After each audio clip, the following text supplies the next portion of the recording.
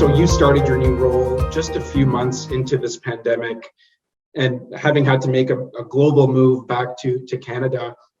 Now, onboarding can be difficult in the best of times. But tell our viewers a little bit about what it was like to join and lead an organization when the world was shut down. How did you tackle that? The first day on the job, of course, I had, the typical town hall meeting where you're to walk in as the new CEO and introduce yourself to the team. And, I'm a person who's always relied heavily on my interpersonal skills and was all ready to go in and meet the team. When I was told that I had to do it virtually, it meant looking at a blank screen, because when you have over 200 staff, and we have approximately 360 staff, you actually, unlike our Zoom call now, you actually cannot see the faces, and there's no eye contact, and you don't get any sense of body language. And I found myself giving a speech to a sort of a non-audience in this very, very formal way. Wow. And it was tough. It was one, I have to say, it was tougher than any speech I've ever given. I've been in large rooms with thousands of people and high-level officials and celebrities, and I've never been that nervous, just staring at this blank screen, because I just realized how important those first impressions are, and not being able to rely on any of those markers that I've relied on heavily over the years was really, really tough. And so, John, that was one of my first aha moments, and it was literally on the first day when I realized I was probably going to have to toss my 90-day plan that we all do as a new CEO, and that I was going to have to manage and lead very differently. Yeah. I was certainly going to have to learn to communicate differently and embrace sort of this virtual world and what it meant. The three things, if I was to think about my first few months anyways, for me, the three big lessons are just that need for intentional communications, which I hadn't anticipated, and building in, to build connections and trust with staff who don't know you, you need to almost intentionally integrate some informality into all of the conversations. You need to show your vulnerability. You need to be authentic, because if people don't know you and they've never met you in person, you have to almost bare your soul in order to connect in some way. It cannot just be sort of business as usual, or you'll never be able to build the trust. So that was one of the big lessons for me on the communications front. The second was just that needing time as a leader to be strategic and to carve out the time. And then the third was just that related to that leadership piece, not being too harsh on myself, because when nobody can tell you how to lead during a pandemic, you're not going to always get it right, and you have to experiment, and you have to try things out. And I think I've had a fair bit of trial and error over the first number of months, and I'll be the first to admit it hasn't been perfect, but I think that's part of the ride. You just have to accept that there's so many uncertainties, nobody has the answers, and a big part of this is just trying something out and recognizing that as times change and we move into sort of different stages of the crisis, things that may have worked a month ago might not work this month. And so that's also been a big part of leading during this time. So let's shift a little bit to how this pandemic has affected your broader team and the way you're working. So I think one of the last things you said was, what perhaps worked a month ago may not work now. So maybe shedding a bit of light on that element. In our case, we've been confronted with a triple threat, as have other NGOs. And, COVID's just one of three, but we've also had the social justice issues, the whole backdrop of Black Lives Matter and all the important reflections about culture, systems, and our processes and what they mean from that perspective of diversity, equity, inclusion. That has been huge. And I cannot even begin to underestimate what it has meant for us as an organization, especially dealing with international issues, And then the third sort of triple threat, as we call it, and you'll understand this, and any Canadian listening to this will understand this, but it's been the backdrop of the WE scandal, because it's put the whole Canadian not-for-profit sector under scrutiny. What's kind of ironic is when you read and you talk to people out there, you hear a lot about how COVID slowed things down and it gave more people time for their passions and less commuting time and more time to reflect and less of a hectic lifestyle. I'm going to be honest with you. At Plan, we haven't really seen that. We've seen the crisis have quite the opposite effect. We've had huge work-life balance issues, and we've been tackling this every day. And I don't know if it's a particular challenge for us, because I'll tell you right now, we have incredibly passionate employees whose work involves responding to COVID and its impact on children and particularly girls worldwide. So, I don't know if it's harder for them, but I mean, you can imagine you've got people who are being affected by COVID themselves and who are trying to step up to respond to the crisis globally. And it's a lot of pressure. It's a lot of pressure. And we've seen women and girls disproportionately affected by COVID. So it's a bit of a perfect storm for passionate people who really believe in, affecting change and helping marginalized individuals and those, in vulnerability and need. So it's been a lot of work for us. And we've pivoted all of our programs to respond to COVID, which I can speak about in a moment. But it's meant that we've had to really spend a lot of time internally looking at how to respond to this work-life balance issue. A big learning for us and for so many organizations, I've read a lot on this actually, is, the leadership qualities that are needed and have been needed over this year have really emphasized the need for empathy, compassion, active listening. And, we've focused a lot with our leadership team on some of those skills. And in fact, we're developing a whole new leadership development framework in terms of, looking at within our culture, what are those leadership skills that are going to be needed over the next year, 2, 3 years, because I think they're shifting. And, very strong communications will be part of that. And then, maybe just quickly on the program systems and sort of process changes, there have been tons. We've moved from quarterly organizational planning to regular monthly health checks, which is a lot, but it's been super helpful for us. We've gone to sort of 30, 60-day planning cycles to be as agile as we can.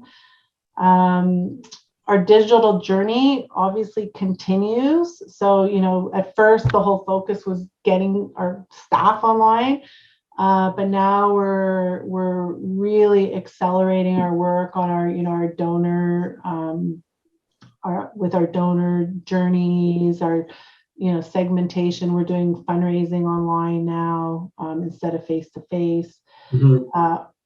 Our program pivots I mentioned earlier, we are first responders. So globally, we've pivoted all of our programs to respond to COVID. So we're basically doing education, for example, online, through radio, through television broadcasts. We're putting full education systems in with governments. We use WhatsApp.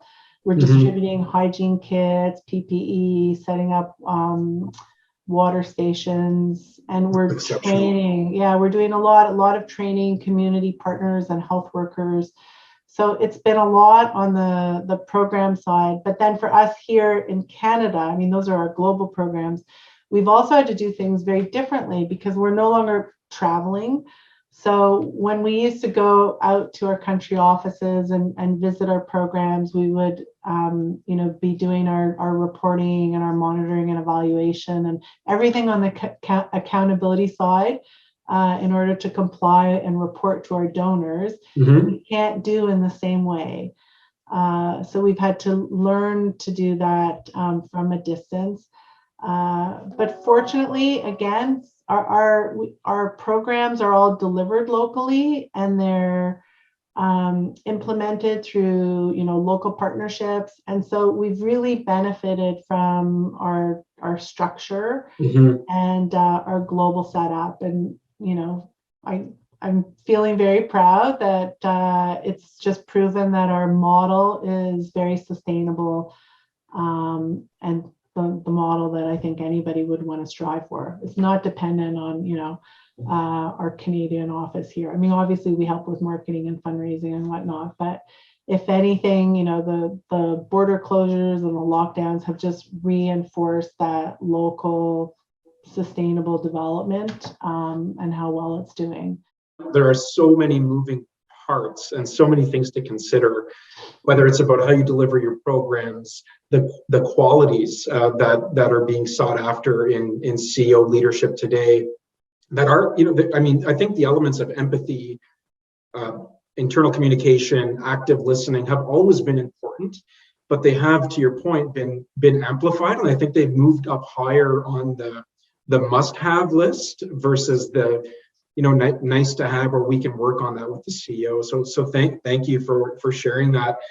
And Lindsay, I think you touched on this a bit, but so maybe just kind of shifting gears a little and looking at pandemic-inspired innovation. It's something we hear about on a daily basis, that both the good things and the bad. So I'm curious to know, of what you've shared with us today, what has emerged that you'd want to hang on to in a post-pandemic world?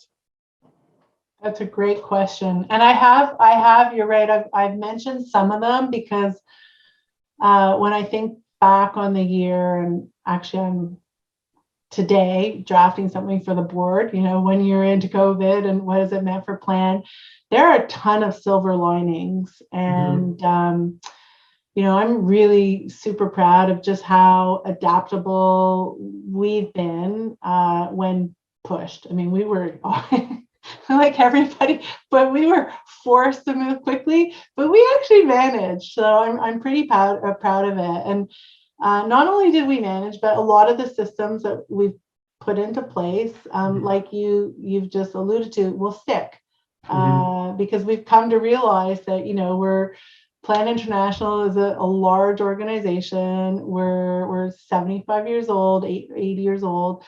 And so we've got old ways of doing things. So in many cases, we probably needed the poke that we received. So I think the agile planning is something that we will continue to follow.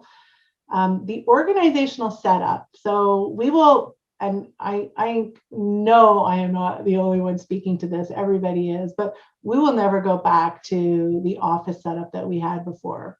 For sure, we will be going back to some sort of hybrid model because we've come to see just how effectively people actually do work from home. And, we also understand that it's important for teamwork and, brainstorming and whatnot to bring people together, but we will try and figure out what the best hybrid model is for us.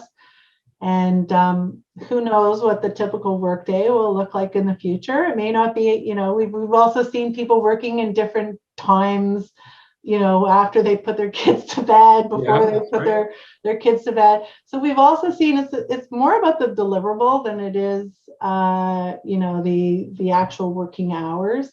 So I think we're probably going to be more flexible, and I don't know what that looks like. I mean, these are moving parts all the time. The innovation piece, Mhm. I think we won't lose that because and when I speak about innovation, of course you can't change the way people think, but part of it is being open to taking risks and accepting that there may be times when those risks are not risks, but risks have a positive ending, and other times when they may fail. And so incorporating that into the cultural thinking, I think we've started to embrace, and I think it will continue to live on, I hope. If you had to boil it down to one piece of advice that you would offer, a newly minted or a soon to be a starting CEO, what would that advice be in this environment? I think it would really just be to not. I said it at the very beginning. When you start, you always have this, especially if you're a seasoned CEO, you have a preconceived notion of how you're going to spend your first 90 days. And so my advice would be to be as open as you can, and to do as much active listening as you can, and to almost be prepared and willing to shed a lot of those preconceived ways of working, because in this context, a lot of them just simply do not work. And so you have to be prepared to adapt and change. But the really good news, John, is when I think of this year, and what we've had to do, everybody talks about COVID being a clarifier and an accelerator. It's absolutely true. And I want to just reiterate, when I think back to the year, and this is what I'm going to be telling my board next week, because of COVID, we had to pivot quickly. We had to examine all the fundamental ways we do business. We had to question all of our pre-crisis assumptions. We had to think outside the box. We've had to innovate, make improvements. With the diversity stuff, we've had to open dialogue around long-standing social issues that might not have been initiated without some of those events. And, really importantly, we've had to connect on a very, very human level. And so it's been a great journey. We've been resilient. We've been strong. Just as we have in our personal lives, we've learned to focus on what matters most. Thank you so much. This has been a really fascinating conversation. I'm sure that our viewers are going to pull a lot of insights from the words and ideas that you've shared, and hopefully apply them to their day-to-day work and lives. Congratulations to you, to Plan International Canada, to your entire team for powering through, I think is the right term, a very challenging year on so many fronts. And just a quick, I'm just happy to have you back in Canada. I think Canada is a richer country with you in it. Plan is a richer organization with you at the helm. And I look forward to us, continuing our professional relationship. So thank you so very much. Thank you, John. I really appreciate that you invited me today. So thanks once again.